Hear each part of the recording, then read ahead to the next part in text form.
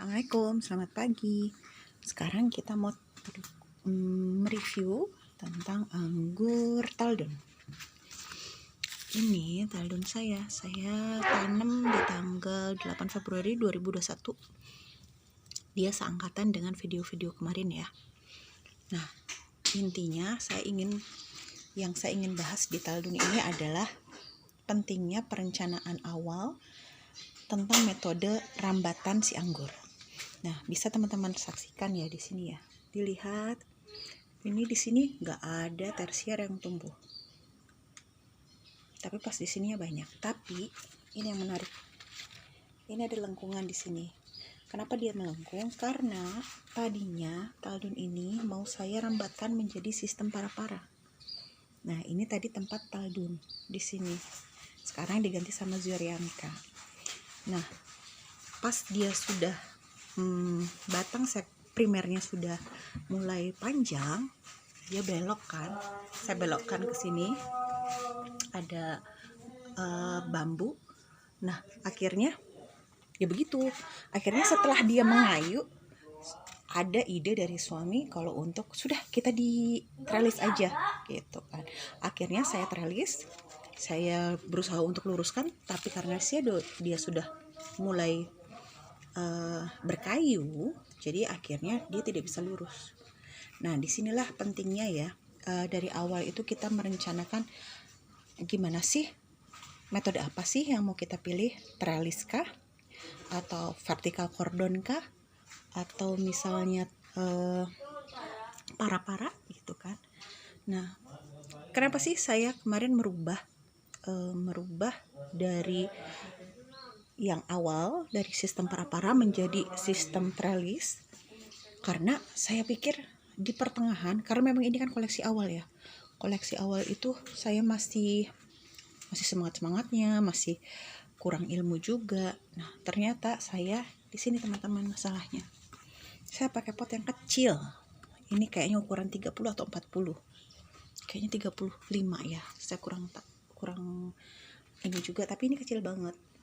Nah, kalau saya jadikan para-para, berapa banyak energi yang harus dia keluarkan untuk membuat batang primer saja? Dia harus 1,5 meter kali sampai ke kayu itu. Belum lagi nanti sekundernya gitu kan. Saya ingin 1,5 atau 2 meter gitu kan. Tapi dengan yang pot sekecil ini mungkin bisa, tapi kayaknya kasihan gitu. Akarnya juga nggak terlalu bisa berekspansi mengambil nutrisi. Nah, jadi akhirnya saya switch menjadi sistem trellis saja. Nah, yang kedua, Taldon ini yang ingin saya informasikan dibanding teman-teman lainnya seperti Halloween KW kemarin ya, Dickson juga, dia sebenarnya tersiernya itu tumbuh serempak. Ini juga salah nih. Maksud saya ini salah karena awal-awal di sini kan, karena memang gini ya, dari awal itu kan dia mau dibuat sistem para-para. Akhirnya saya tunas-tunas air yang tumbuh di sini saya axle break nih. Saya axle break, keburu dia entah ngambek entah apa, jadi nggak ada yang mau tumbuh nih. Cuma ini aja ya, karena memang dari awal saya sudah potek gitu kan. Saya cuma pelihara dua. Mungkin karena memang sudah tua, ada yang gugur juga. Nah, memang pada dasarnya memang tidak saya siapkan dia untuk trellis. Jadi pada akhirnya saya siapkan itu setelah dibengkokkan sini. Karena memang dia tadinya mau para-para kan. Nah, yang inilah tadinya yang sekunder. Nah, akhirnya saya luruskan, di sini dia tumbuh, makanya saya pelihara. Nah, saran saya untuk teman-teman yang mau pakai pot, nggak apa-apa sih pakai pot juga bisa, hanya tolong dibatasi jumlah tersier yang ingin dipelihara. Ini karena sudah besar tapi saya baru tahu ilmunya, akhirnya rasa sayang saya timbul gitu. Maksudnya dalam arti ya nanggung gitu. Udah besar mau dipotong, ini juga salah ya. Nah, makanya mengapa Taldon ini dia belum siap dibuahkan, karena kenapa? Bisa dilihat ya di sini kayunya sebagian cuma sampai sini baru coklat, belum merata karena nutrisinya harus dibagi-bagi.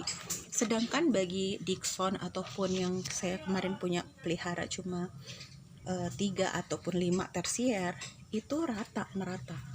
Dia cepat sampai ujung sudah tua gitu. Tapi yang ini kalau diperhatikan baru cuma 1 yang sampai. Ini pun juga sebenarnya kelihatan enggak? Nah, sampai ujungnya.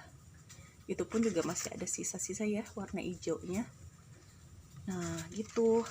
Jadi semakin banyak tersier yang dipelihara, maka semakin lama kita akan membuahkan, karena nutrisi harus dibagi rata untuk pembesaran dan juga penuaan batang tersier ini, sehingga taldun yang saya ini agak lama dibandingkan dengan teman-teman seangkatannya yang sudah pada mengeluarkan buah. Nah, tapi nggak apa-apa, ini pelajaran ya dengan kasus ini, jadi saya bisa sharing juga ke teman-teman. Alangkah baiknya ketika teman-teman memilih metode dengan cara sistem trellis ini, atau sistem, tadinya begini, saya tuh ini tadinya inginnya tuh kayak model Y gitu, trellis Y. Nah, hanya ternyata yang sebelah sana mentok karena tembok.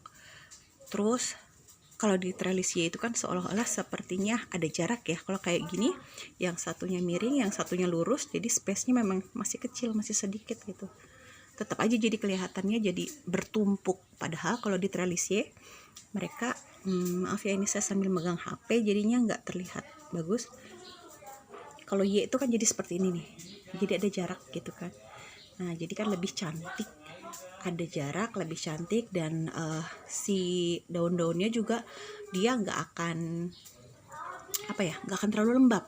Karena kalau terlalu lembab biasanya di daun taldun ini, khusus taldun, dia kayak gini nih teman-teman, suka ada penghuninya nih, ada kutu-kutu gini. Nah, khusus taldun, karena mungkin saya ngeliat ini terlalu rapet ya. Alangkah baiknya diberi jarak. Misalnya saya ingin memelihara saya ini jadikan 2 meter. Salah juga sih, idealnya 1,5 karena potnya kecil. Tapi nggak apa-apa ya, ini pelajaran buat semua. Dalam misalnya 2 meter ini, ya harusnya 10 saja gitu kan, yang dipelihara. Atau kalau misalnya mau lebih cepat, antara 6 sampai 8 tersier. Nah, jadi lebih cepat kita merasakan buahnya, maksudnya lebih cepat masuk ke fase generatifnya, dan kita nggak lama gitu ya harus menunggu yang batang-batang lainnya tua.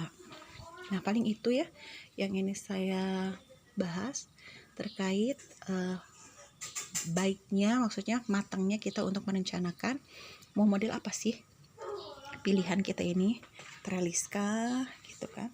Kalau saya lebih senang trellis ya untuk pot-pot kecil.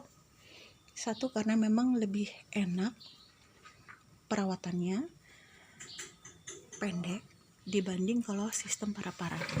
Sistem para-para itu yang saya rasakan pegel kalau untuk merawat ataupun misalnya untuk menyemprot insektisida ataupun pestisida. Kebetulan saya belum punya semprotan yang ada nozzle-nya, yang ada belalainya itu. Saya masih pakai semprotan pompa yang 2 liter. Jadi untuk pelihara yang pelihara yang sistem para-para itu akan lebih lebih cepat capek. Kalau trellis enak, nggak terlalu lah ya, maksudnya nggak terlalu pegel. Ini pun juga saya terlalu panjang karena emang ini awal banget saya ngebuat mendesainnya. Harusnya kalau saya sih inginnya idealnya segini saja ya. Mulai pertama nih segini, batangnya nggak usah terlalu tinggi. Ini kan hampir ada 180 cm ya, maksud saya paling 50 harusnya. Jadi dia nggak terlalu tinggi juga gitu. Nah, paling itu ya untuk video kali ini. Pentingnya merencanakan metode rambatan anggur yang akan kita pilih, sehingga kedepannya kita bisa memperhitungkan kapan buah kita, anggur kita ini bisa dibuahkan dan sesuai harapan. Tidak seperti ini ya, di sini kosong, di sini penuh. Terus yang tadinya mau sistem Y jadi nggak jadi gitu kan, karena kurang perhitungan, kurang perencanaan. Tapi mudah-mudahan teman-teman bisa mengambil pembelajaran dari video kali ini, karena yaitu seperti itu tadi, kita berharap kita memiliki kebun anggur yang indah ya, tentu yang enak dipandang dan juga tidak terlalu rapat seperti ini karena bisa mengundang hama. Biasanya di sini penuh putih-putih begitu. Ini saya sedang coba dicangkok tanpa kerat dengan pucuk Natali. Ya, demikian video pagi ini. Salam pengangguran dari Bukit Jasmine. Assalamualaikum warahmatullahi wabarakatuh.